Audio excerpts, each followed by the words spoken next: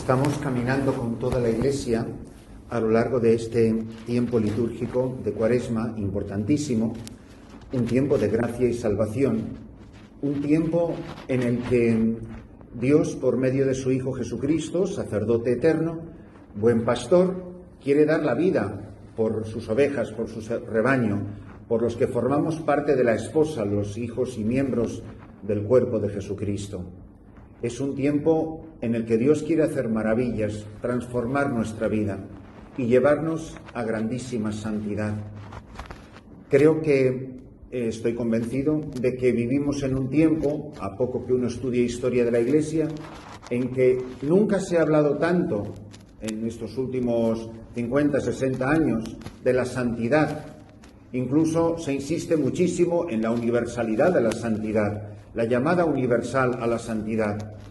De las pocas veces que aparecerá esto en un documento del Magisterio de la Iglesia, en el Concilio Vaticano II, en Lumen Gentium, aparece clarísimo, probablemente como nunca lo ha dicho ningún concilio, que la palabra santidad, la santidad de los laicos, la santidad en la vida diaria, la santidad por aquí, la santidad por allá. Creo que nunca hemos vivido en un tiempo donde más se hable de la santidad y donde menos se tome en serio la llamada a la santidad. Se ha vulgarizado, se ha trivializado de tal manera la llamada a la santidad que hoy en día cualquiera que hace 2, 3 tonterías y va a 3 retiros y a una misa del domingo, ya vamos, la tenemos casi medio canonizado. Que ya con cualquier, eso que llamamos comúnmente buena gente, bueno, ese ya va camino de venerable. Y lo que es muy preocupante es la capacidad tan extraordinaria, no sin la complicidad de muchos sacerdotes, para hacer esta alianza entre lo del mundo y lo de Dios, entre el Evangelio y los goces y los placeres de este mundo. Dejar que os pongo ejemplos muy concretos porque es la única manera de entender las cosas. Probablemente es la primera vez que la mayoría de ustedes va a pasar una Semana Santa en este contexto tan radical de misión, de apartamiento del mundo, o por lo menos del mundo que ustedes han conocido hasta ahora. Unos de ustedes serán más ricos, otros serán más pobres. Párense a pensar dónde han pasado las Semanas Santas anteriores y cómo las han pasado y cómo las van a pasar este año. Por supuesto, cada uno con su propia historia de vida y con su propia experiencia. Y piensen en el común de la gente que ustedes conocen, esas que llamamos buena gente, que se consideran católicos, que han ido a retiros, que tienen sus devociones y sus grupos y esto de patatín y patatán. ¿Qué os parece? ¿Qué les parece a ustedes que son las conversaciones que tienen en estos momentos en sus casas? ¿O qué se dicen entre amigos, entre familias? ¿No será una pregunta normal dónde vais a pasar la Semana Santa o cómo vais a pasar la Semana Santa? Y automáticamente la respuesta es ¿a dónde se van a ir de vacaciones? La mayor parte de la gente. En eso consiste en cómo vas a vivir la Semana Santa, dónde la vas a vivir. Hombre, la gente piadosa, igual de la pista de esquí, se va directamente a los oficios, a lo mejor con los aprendiz puestos. O, puesto que este año la Semana Santa cae más tarde y hará más calorcito, pues la gente estará incluso en la playa o en la piscina e irá con los shorts y las chancletas a los oficios de Semana Santa. Pero se puede saber cómo se puede insultar más a nuestro Señor Jesucristo, que va camino de una cruz, con la cruz a cuestas, camino del Calvario. Y nosotros pensando en cómo nos vamos a divertir y vamos a hacer un hipócrita paréntesis para ir a un Jueves Santo, a un Viernes Santo, y ponemos cara de compungidos, vamos a besar la cruz y la adoramos, y leemos la Pasión y nos vienen sentimientos de pobrecito Jesús, que mal lo pasó, debía de ser una cosa incomodísima lo de los clavos y la corona de espinas. Y nada, y salimos de allí. Recuerdo muy bien, porque se me ha quedado siempre grabado la frase de Paul Claudel, el filósofo francés, que se convirtió muy andada ya su vida. Pero él se quejaba de cómo salían los católicos de la Iglesia, no precisamente en Semana Santa. Y decía, míralos, bajan del Calvario y van hablando del tiempo. O sea, acabamos de estar celebrando la liturgia que la que estamos celebrando esta mañana. Podemos celebrar la pasión, muerte y resurrección de nuestro Señor Jesucristo cada día sobre este altar. ¿Y yo qué es lo que tengo en la cabeza para estos días de vacaciones que se acercan? Yo soy padre o madre de familia. ¿Cómo me gustaría que mis hijos vivieran una Semana Santa? Diviértete, diviértete, diviértete, pero sí, acordaros que a las 3 tenemos que ir a los oficios. Y luego diviértete, diviértete, diviértete. Y se tienen por unos padres fantásticos cuando llevan a sus hijos por el camino de la perdición. Y a mí me parece que es verdaderamente grotesco. Lo que es verdaderamente asombroso del Evangelio de hoy es que Jesucristo está ya enfrentado a pecho descubierto con los judíos. O sea, esto va a acabar mal. Cada vez veréis que la oposición a Cristo es cada vez más radical. No hay un pagano que esté enfrentado a él. No hay un pecador público que esté enfrentado a él. No. Quienes están enfrentados a él son la gente piadosa y religiosa, que no soporta a Jesucristo, que no soporta que le digan la verdad.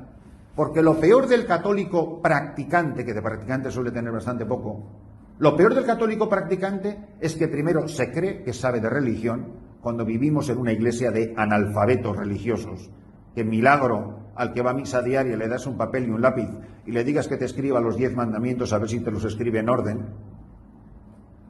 Pero eso sí, de religión opina todo el mundo, porque todo el mundo sabe más que los curas y el Papa mismo. Y en cambio, cuando uno ve la oposición que tiene Jesucristo, si en el fondo es la oposición de la gente religiosa de hoy, que no queremos cambiar nuestra vida, no queremos convertirnos, no le tenemos horror al pecado y estamos felizmente con nuestros 2 piececitos firmemente instalados en la más absoluta mediocridad. Y no queremos cambiar nuestra vida. Y van a pasar 20 años y seguiremos siendo igual, con las mismas arrugas, viviendo en las mismas casas y diciendo esas tonterías que se dicen hoy en día de la santidad está en todas partes. Pues no, señor, la santidad no está en todas partes. ¿En cualquier sitio se puede ser santo? Pues no, señor, en cualquier sitio no se puede ser santos. Hay sitios en que sí y hay sitios en que no. Es que hay que buscar la santidad en la vida diaria, claro, cambiando la vida diaria, no echándole agua bendita a la vida diaria. Si esta experiencia de misión os va a servir para algo, es porque ha cambiado vuestra vida. Es porque yo no puedo volver a seguir viviendo de la misma manera.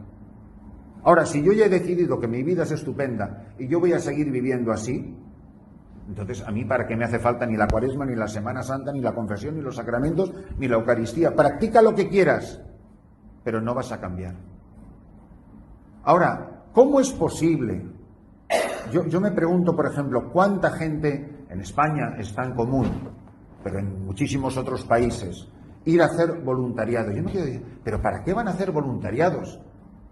Si lo que se ayuda en un mes es una trivialidad, si al menos me sirviera para cambiar mi vida, para que cuando yo vuelva a ser una persona diferente, yo puedo seguir viviendo en este barrio y querer ser santo. Yo puedo seguir despilfarrando tanto dinero y querer ser santo.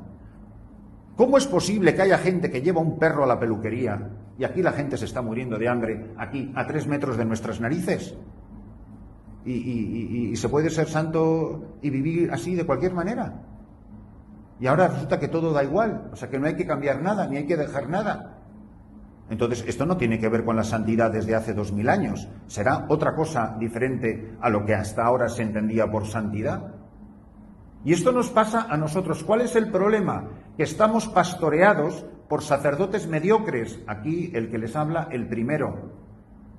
Y como estamos firmemente los curas anclados en la más absoluta mediocridad, nosotros que además de ser mediocres, estamos convencidos de que sabemos argumentar perfectamente para yo no tener que cambiar nada.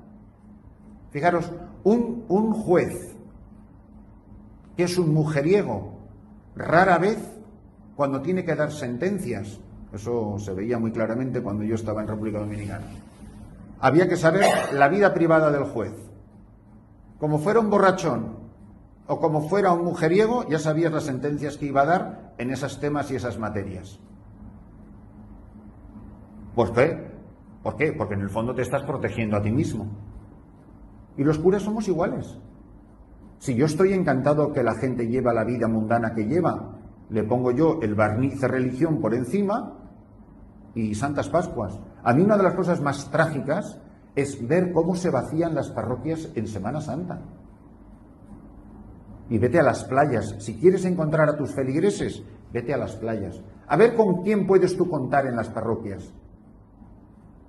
Pues te queda el que no se ha podido ir a veranear o el que no se ha podido a semanasantear.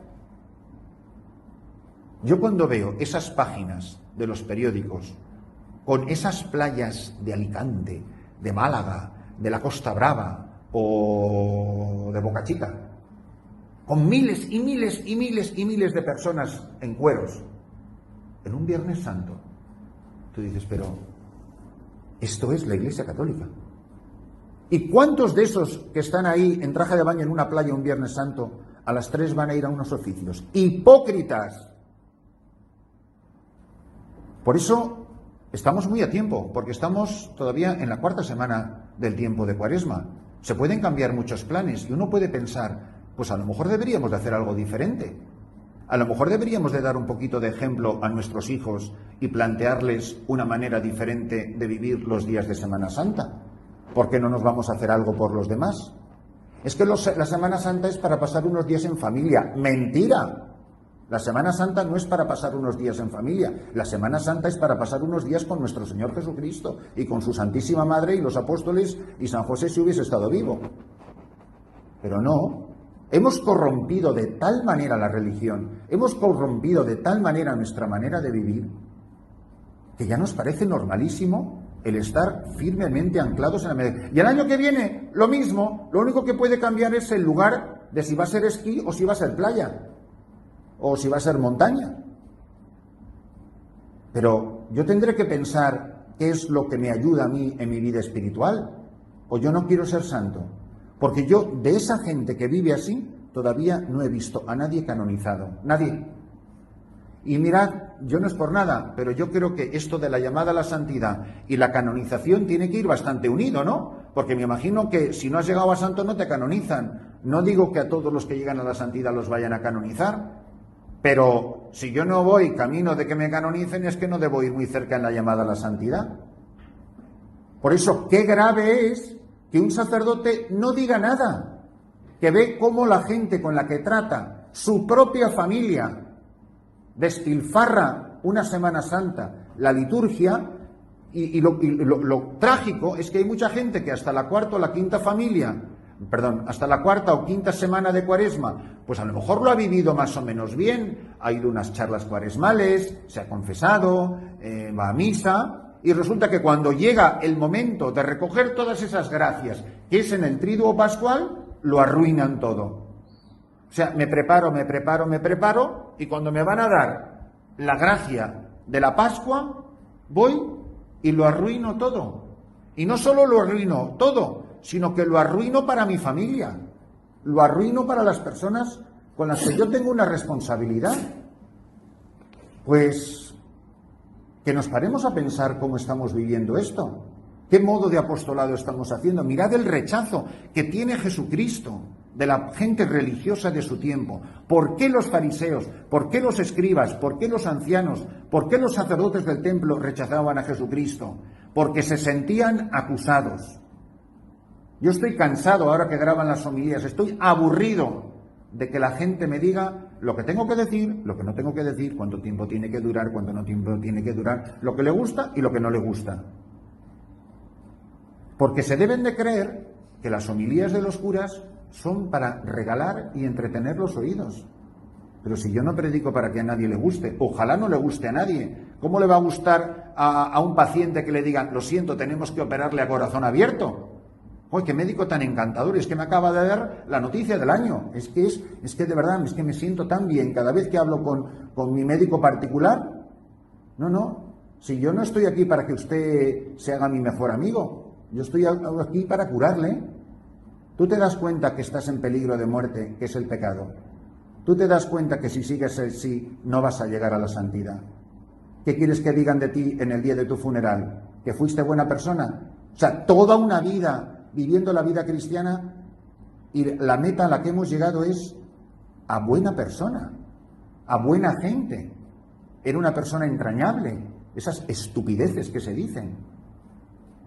Pues que tengamos mucho cuidado, porque a lo mejor se habla mucho de una cosa y es cuando menos se ha practicado. Por lo menos antes teníamos más conciencia de que la santidad era una cosa muy seria y a la que llegaba muy poca gente. Ahora lo hemos degradado, le hemos echado tanta agua, lo hemos aguado de tal manera que ya no significa nada. Y el problema es no la pobre gente, que a fin de cuentas son las víctimas.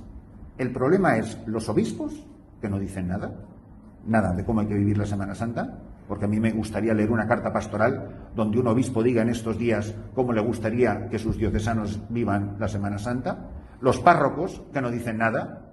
Es decir, avisar a la gente que va por mal camino y que así pone en riesgo de perder su alma y de no llegar a la santidad, y estrechísima cuenta vamos a darle a Dios de todo este desastre en el que estamos viviendo ahora mismo en la Iglesia, que solo tiene una explicación, y es la falta de santidad que hay en todos los miembros del cuerpo de Cristo, desde el Papa para abajo. Vamos a pedirle al Señor que de verdad, que a mí no me deje pasar esta Semana Santa sin que se me conmuevan las entrañas. Es decir, yo no puedo seguir viviendo así, tengo que cambiar mi vida. Yo no puedo seguir malgastando y despilfarrando la gracia de la Semana Santa en una playa o en una montaña, porque el Señor nos está llamando a muchísimo más. Nos ofrece la santidad, nos ofrece la vida eterna, nos ofrece la conversión del corazón. Pues pidámosle al Señor que al escuchar cómo es rechazado Jesús en el Evangelio, que no tengamos miedo a ser rechazados dentro de la Iglesia, por los hermanos de la Iglesia, por los curas de la Iglesia. Porque al fin de cuentas, el día que yo me muera, ¿a quién le voy a echar la culpa? Yo de no haber sido santo. ¿Qué vamos a decir? ¿Yo no sabía? No, lo sabíamos de sobra. Nos lo dijeron muy claramente. Al menos los que me están escuchando en este momento lo saben de sobra. Ahora, ¿qué voy a hacer yo cuando me lo dijeron y no hice nada? De eso sí que le daré cuentas a Dios. Y termino con algo que me pasó a los pocos meses de ordenado. Fui a dar la extrema unción, la unción de enfermos, como se llama, a una señora. Y parece que ese día no estaba mucho para que le dieran ninguna extrema unción y tal. Y era una persona muy angustiada, que lo estaba pasando muy mal, etc. Y su hija, que ya era también una persona mayor, porque la señora muy anciana, su hija me dice, a ver si va usted esta tarde y lo intentamos otra vez. Y yo, que la tenía un poquito de miedo a la mujer, porque ya me habían avisado que la señora era una fiera, como después experimenté de los gritos que me dio, yo le digo a la señora, íbamos juntos en el coche, le digo, oye, es que si voy ahora, a lo mejor la señora se va a asustar. Y me contesta esta frase la hija de la moribunda: yo prefiero que mi madre entre asustada en el cielo que no entre. Así que vaya usted, como diciéndome a mí, yo, el curita que llevaba 6 meses de cura, vaya usted y cumpla con su obligación. Pues yo prefiero que la gente se desenganche de estas homilías, pero que nunca digan que no le predicaron el Evangelio, que no le avisaron, que estaban malgastando las Semanas Santas, que estaban despilfarrando la gracia de Dios, que estaban despilfarrando la llamada a la conversión y la llamada a la santidad. Y yendo por el camino de la mediocridad, que es lo mismo que ir por el camino de la perdición, estaban llevando también a sus hijos, si eran padres, y a sus feligreses, si eran curas. No digan que no nos lo dijeron, no digan que no estábamos avisados. La llamada a la santidad es urgentísima si queremos la santidad y la renovación de la Iglesia.